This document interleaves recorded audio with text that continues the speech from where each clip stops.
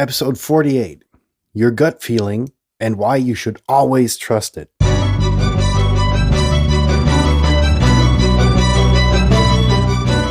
You're listening to the very best podcast in the world on health, wealth, and happiness.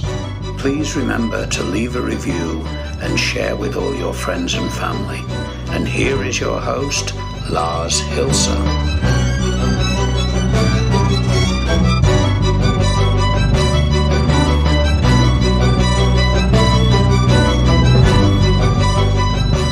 And here we are for the 48th episode of the very best podcast in the world on health, wealth, and happiness, and to develop your personal supremacy. Yeah, that. This is kind of like an interesting episode, and I dug it up because yesterday we were talking about identifying symptoms of depression.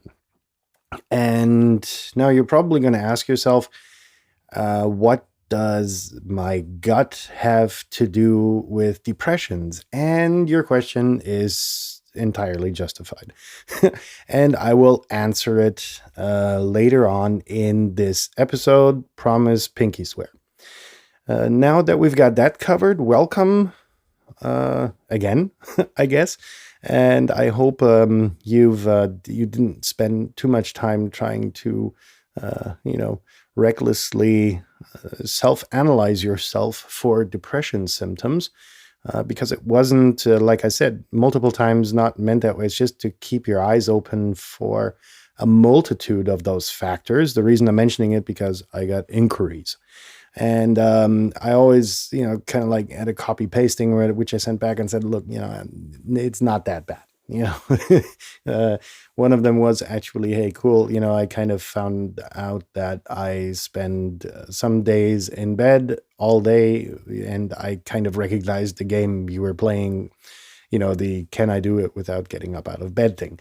And a lot of the feedback didn't raise any concerns, but it was kind of interesting to see that a lot of you kind of resonated with the lockdown / quarantine situation, and the loss of personal hygiene and grooming standards, and actually, like myself, sitting in your jogging pants and a shirt and a tie in a very important Zoom conference call.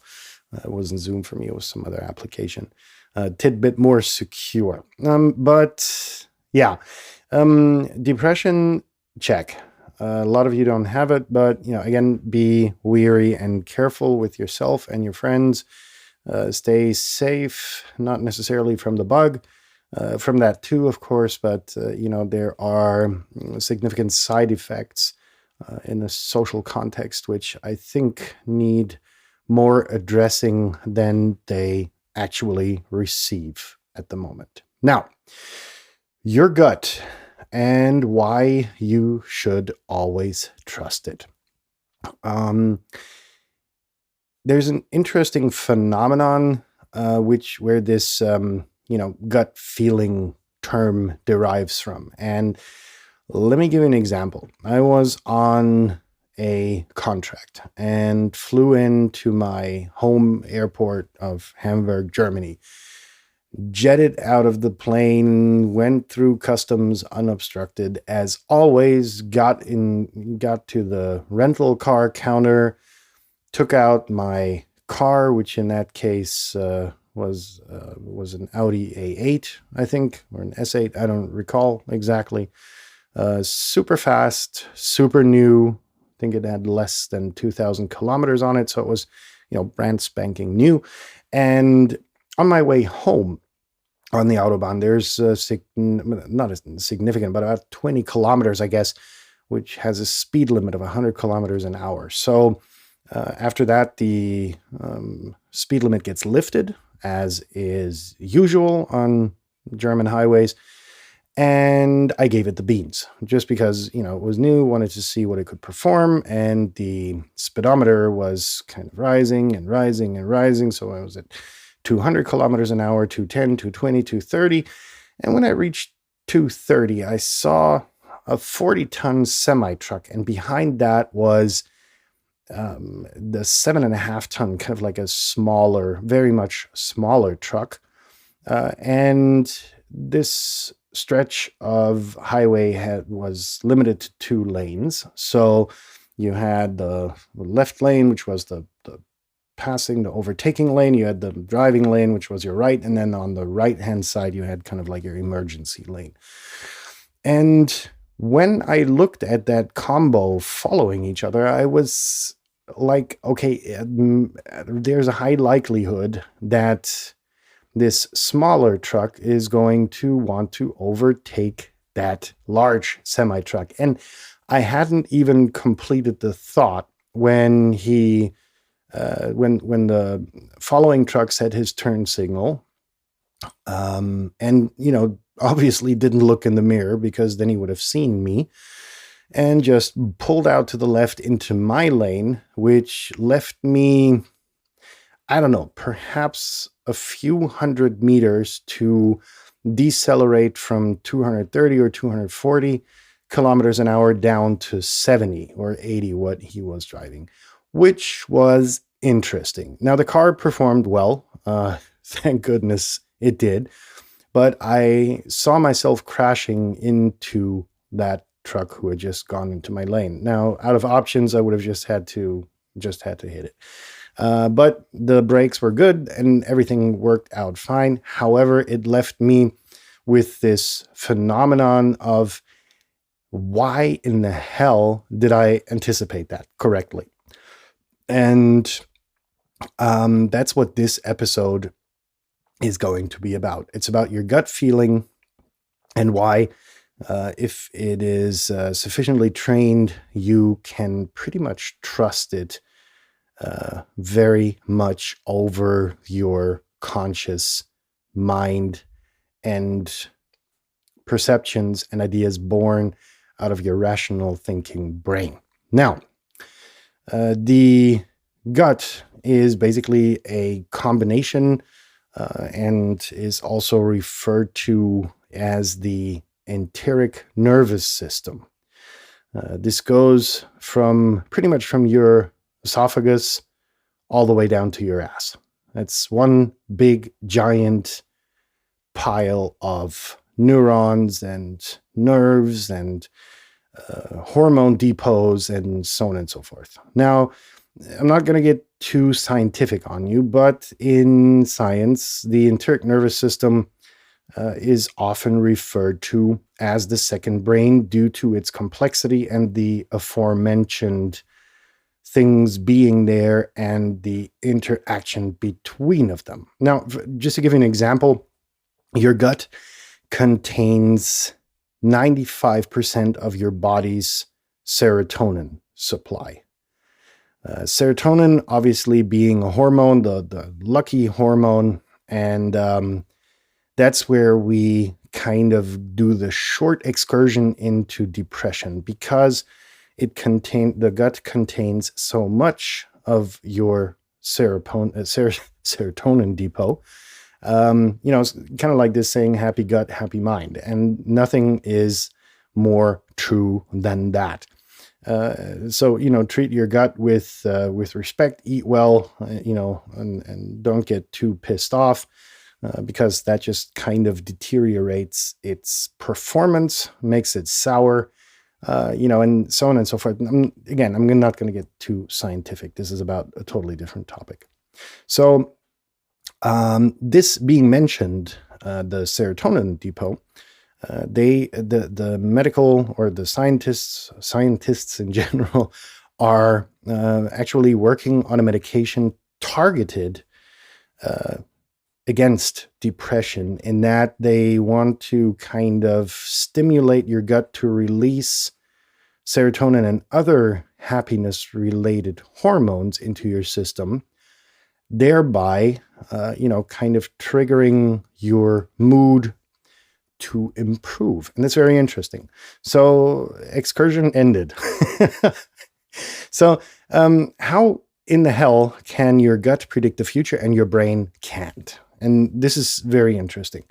Now, the brain per second takes in pretty much around 400 billion bits of information.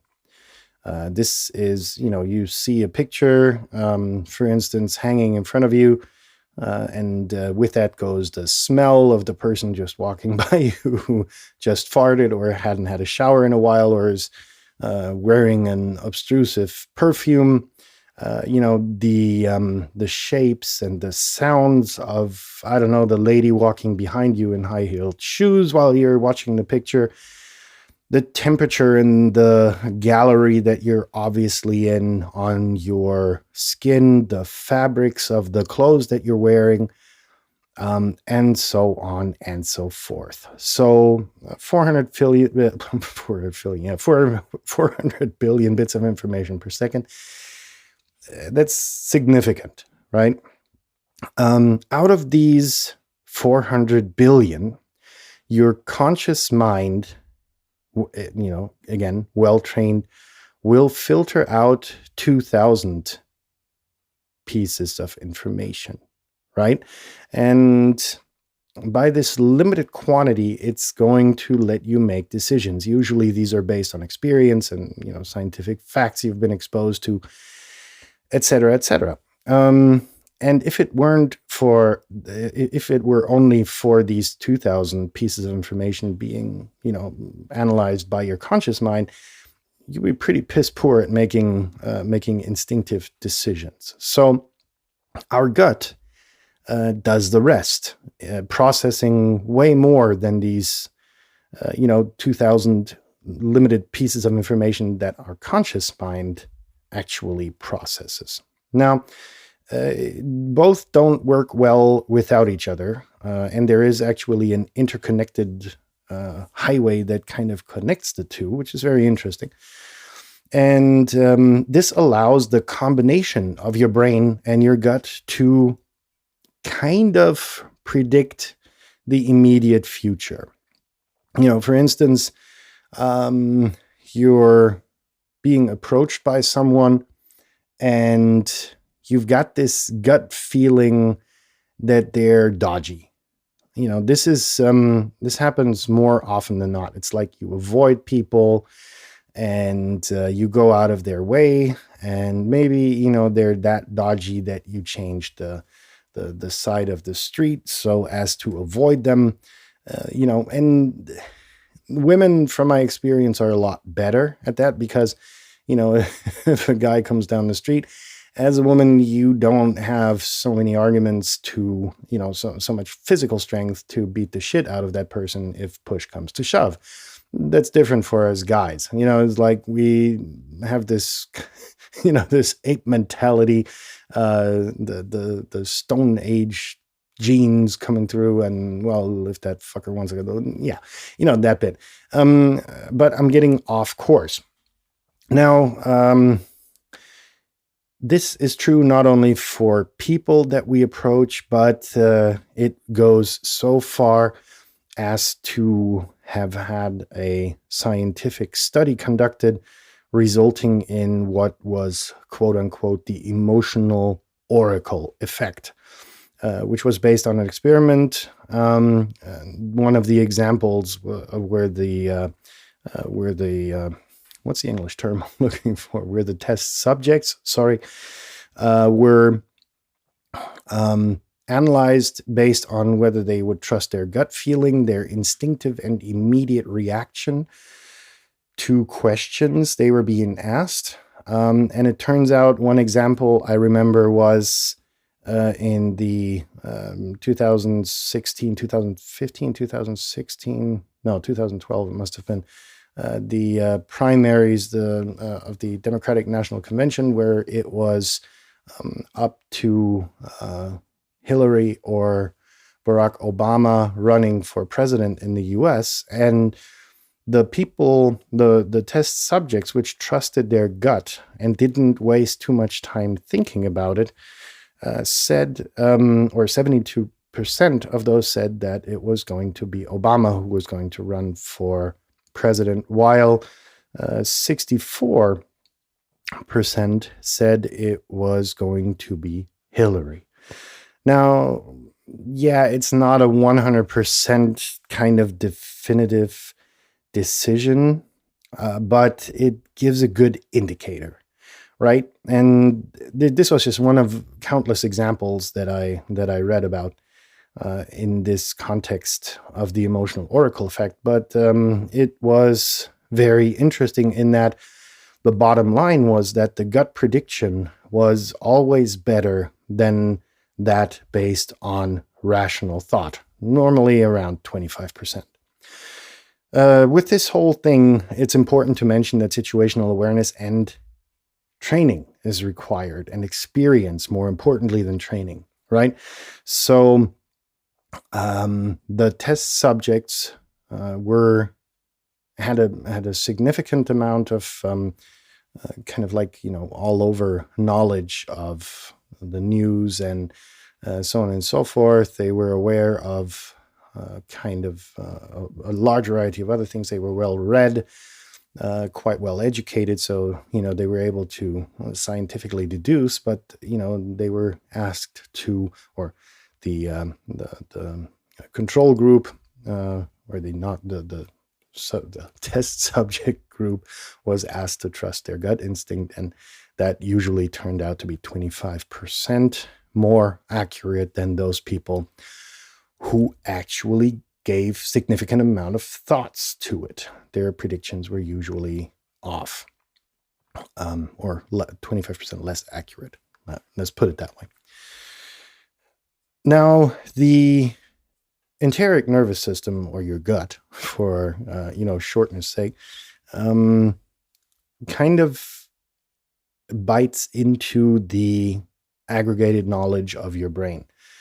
And so it's important to, not only trust your gut, because then you would be going back to these, primate instincts, fight, flight, fright.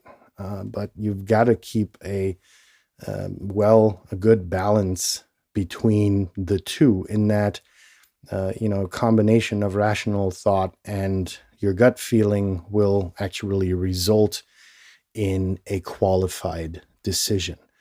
And while I could probably tell you all day about things where my gut feeling was right, it was, the latest one being about the COVID situation, where from the beginning I had this feeling that something wasn't right.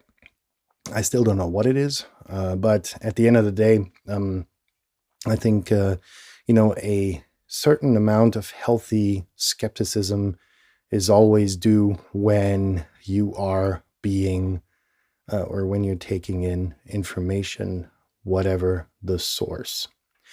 That being said, if you have feedback, criticism, or encouragements or ideas for new episodes, please don't hesitate to write an email to theverybestpodcastintheworld@gmail.com. And I would love, by the way, to hear from all of those subscribers from Spain and who you are, because that's for us the third biggest country where we have subscribers from. So, to you also, please, make yourself known. Send an email to theverybestpodcastintheworld@gmail.com. Have a good night if you have had a successful day. If you have not had a successful day yet, have a successful day and then have a good night. And in that sense, tomorrow we're going to be back with another episode I have not yet decided upon, but I will try. This is actually kind of fun to make kind of like podcast episodes line up in context to their overall topics, and try to kind of hook in to a topic I discussed today. So stay tuned, and I will hear you tomorrow. Peace out.